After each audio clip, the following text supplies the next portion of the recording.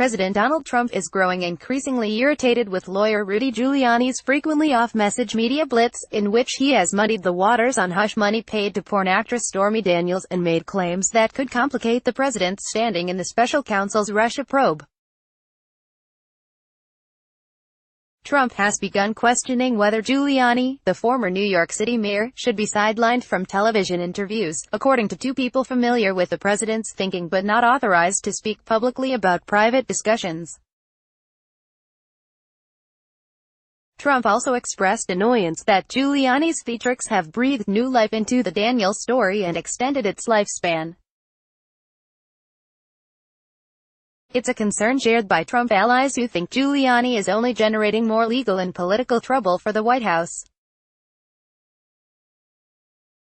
Giuliani, the newest addition to the president's legal team, first rattled the White House last week when he sat for interviews on Fox News and seemed to contradict Trump's previous statements by saying the president was aware of the October 2016 payout to Daniels from his personal attorney, Michael Cohen.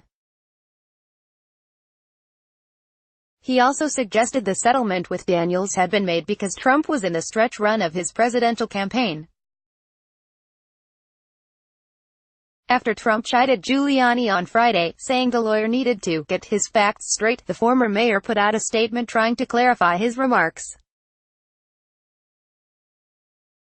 But in weekend interviews, Giuliani appeared to dig himself a deeper hole by acknowledging that Cohen takes care of situations like this, then gets paid for them sometimes.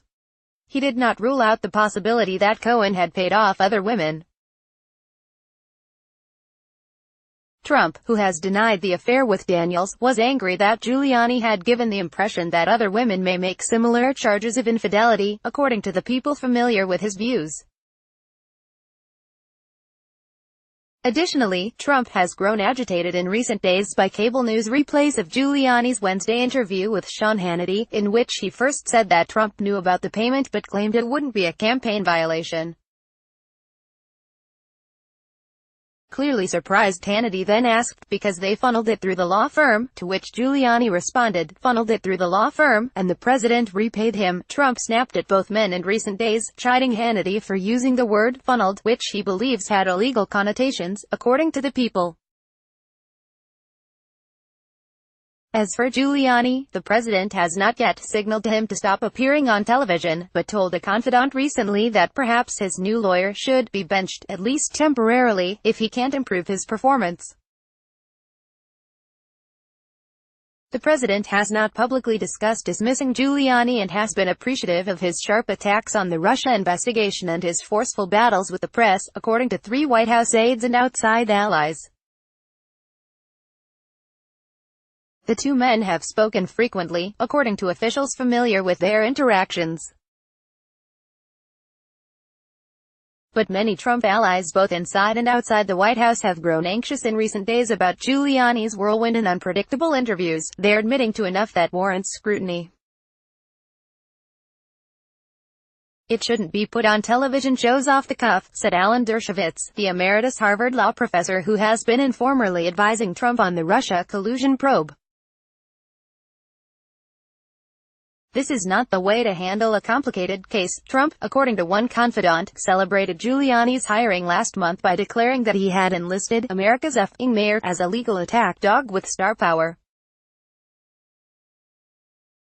But many in the White House have begun evoking comparisons with Anthony Scaramucci, who, like Giuliani, was a hard-charging New Yorker with a knack for getting TV airtime.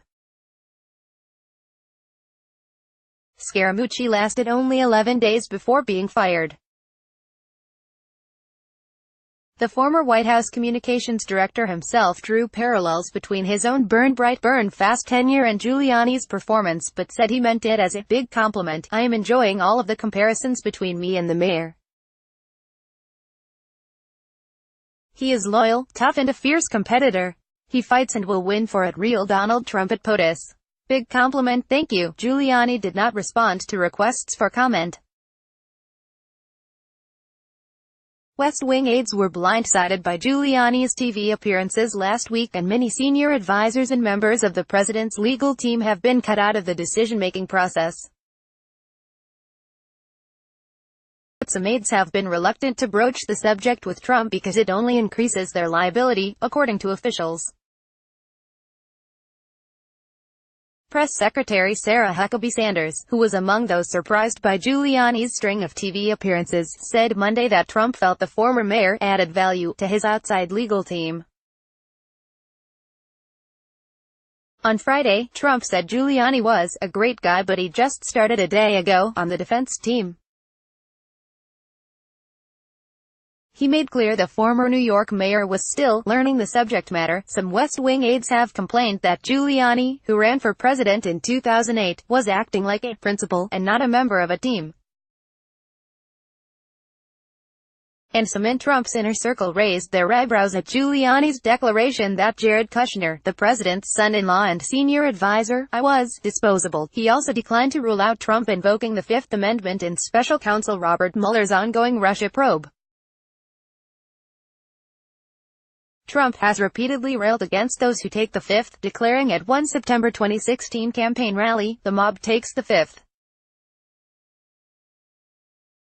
If you're innocent, why are you taking the Fifth Amendment?" The episode revived worries in Trump's inner circle about Giuliani, who enjoys the media limelight and has a tendency to go off script.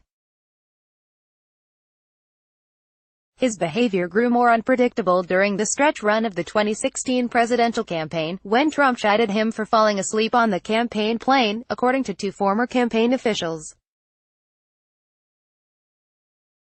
Giuliani also alienated a number of people in Trump's inner circle by insisting that the only cabinet position he would consider would be Secretary of State.